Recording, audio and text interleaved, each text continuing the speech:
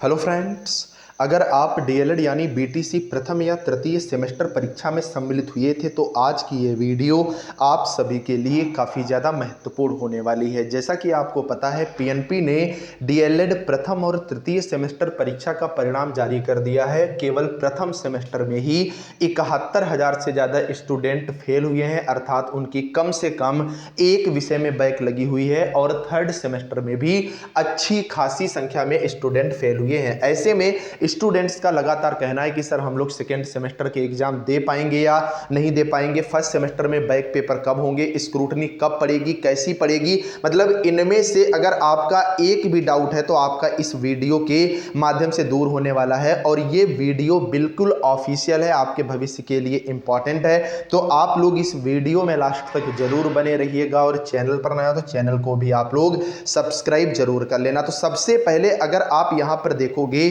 जो डीएलएड का परिणाम जारी हुआ है तो डीएलएड प्रथम सेमेस्टर में केवल 60% स्टूडेंट जो है वो उत्तीर्ण हुए हैं। आप देख सकते हैं, परीक्षा नियामक प्राधिकारी कार्यालय ने डीएलएड के विभिन्न बैच के प्रथम एवं तृतीय सेमेस्टर का परिणाम शनिवार को जारी कर दिया है। सचिव अनिल भूषण चतुर्वेदी की अध्यक्षता में परीक्षा समिति की बैठक में परिणाम को मंजूरी दी गई। और ये चीज मैंने पहले भी आपसे कही थी कि पहले परिणाम को मंजूरी दी जाएगी, पूरा का पूरा डेटा जारी किया जाएगा, कितने स्टूडेंट फेल हुए हैं, कितने स्टूडेंट पास हुए हैं, उसके बाद ये परिणाम साइट पर अपलोड होता है। साइट का भी कोई भी इशू नहीं चल रहा है, आप सब आराम से अपना परिणाम देख सकते हो। और मैंने अपने टेलीग्राम पर भी लिंक डायरेक्ट दे रखी है, जो कि लिंक साइट एकदम बेहतर ढंग से चल रही है। टेलीग्राम का ग्रुप इस वीडियो के डिस्क्रिप्शन में दिया गया है, आप देख सकते हैं। डीएलएड जो 2023 बैच है, इसके प्रथम सेमेस्टर में 60.27% स्टूडेंट पास हैं और 71,691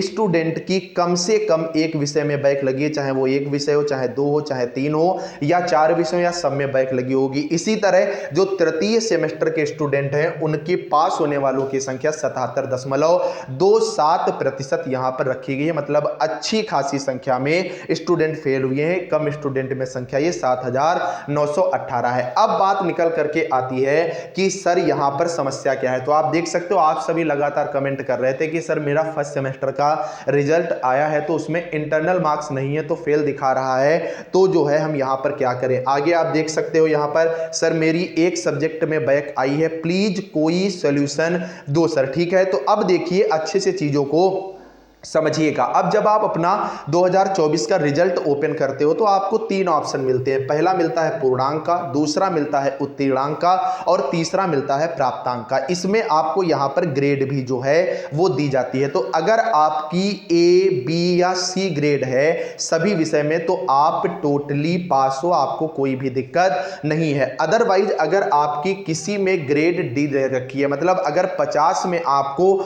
25 से कम और 25 में अगर किसी भी विषय में 12 से कम नंबर मिले हैं तो आपको यहां पर डी ग्रेड जो है वो देखने को मिलेगी। इसका मतलब आपकी किसी ना किसी विषय में बैक लगी है और आपका रिजल्ट फेल दिखाई देगा। जैसे ये रिजल्ट यहां पर मैं आपको दिखा रहा हूं तो पेपर फर्स्ट में अगर आप देखोगे 15 नंबर है और पेपर थर्ड में केवल 9 नंबर है, मतलब इनकी दो सब्जेक्ट में जो है वो बैक लगी हुई है। इसी तरह अगर आप इस वाले रिजल्ट को देखोगे तो इसमें यहां पर आप देख पाओगे केवल एक विषय में 13 नंबर है, मतलब यहां पर इनकी जो है वो बैक लगी हुई है। अब हम लोग एक एक पॉइंट पर यहां पर बात करेंगे, लेकिन उसके पहले इस चैनल को जरूर सब्सक्राइब कर लो, क्योंकि सेकेंड सेमेस्टर की एकदम फ्री ऑफ कॉस्ट क्लासेस और उनकी फ्री पीडीएफ भी आपको हमारे इसी चैनल पर मिलती है। सेकेंड सेमेस्टर की बहुत सी क्लासेस हो भी चुकी हैं, उनको भी आप लोग जरूर देखिएगा। अब बात निकल करके आती है कि सर एक विषय में बैक है और दो विषय में बैक है। तो अगर एक विषय में आपकी बैक है या दो विषय में बैक है तो आपको घबराने की बिल्कुल भी आवश्यकता नहीं है। एक विषय वाले स्क्रूटनी करवा सकते हैं, दो विषय वाले भी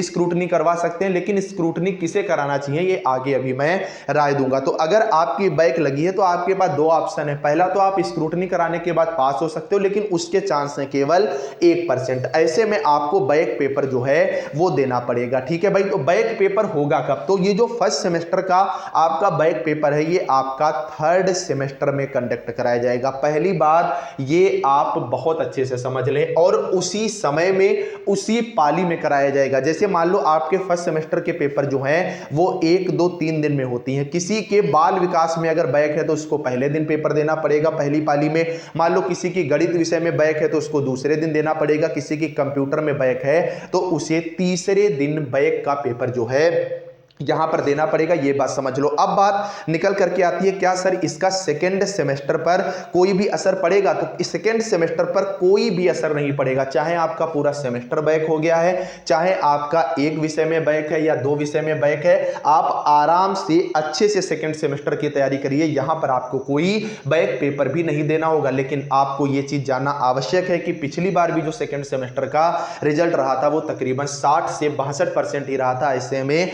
सेकेंड सेमेस्टर की तैयारी आपको बहुत बेहतर ढंग से जो है वो करनी होगी। ये गलती दोबारा आपको दोहराना नहीं चाहिए। अब बात आती है कि बैक का एग्जाम कब होगा, तो ये मैंने आपको बता दिया। बैक का एग्जाम फर्स्ट सेमेस्टर का थर्ड सेमेस्टर में होगा, ठीक है। और थर्ड सेमेस्टर वालों का जब आगे वही फर्स्ट सेमेस्टर में थर्ड सेमेस्टर के एग्जाम होंगे तभी कंडक्ट कराया जाएगा। मतलब इस सेमेस्टर में आपको कोई भी लेना देना नहीं रहेगा। अब बात निकल करके आती है कि ये स्क्रूटनी क्या होता है, कौन डाल सकता है, कब डाल सकता है, कहां से ये फॉर्म जो है वो डाल सकता है। तो देखिए स्क्रूटनी का मतलब ये होता है कि कॉपी रीचेक। देखिए अच्छे समझिएगा, इसका मतलब होता है कॉपी रीचेक। कॉपी रीचेक भी कैसे, आप वहां पर नहीं होंगे। कॉपी जो रीचेक होगी वो एग्जामिनर अपने आप करेगा। स्क्रूटनी फॉर्म सर भर कौन कौन सकता है, तो स्क्रूटनी फॉर्म वो भर सकता है जिसका 1 या 2 विषय में बैक लगी है। एक और चीज होती है, अगर किसी के नंबर कम आए हैं तब भी आप स्क्रूटनी फॉर्म भरवा करके अपनी कॉपी रीचेक करवा सकते हो। स्क्रूटनी में सर फायदा कितना होता है, तो अगर आपके जैसे जिसमें 25 में 12 नंबर पासिंग मार्क्स है और यहां पर आपके अगर 9 के आसपास नंबर है तभी आप स्क्रूटनी फॉर्म भरिएगा।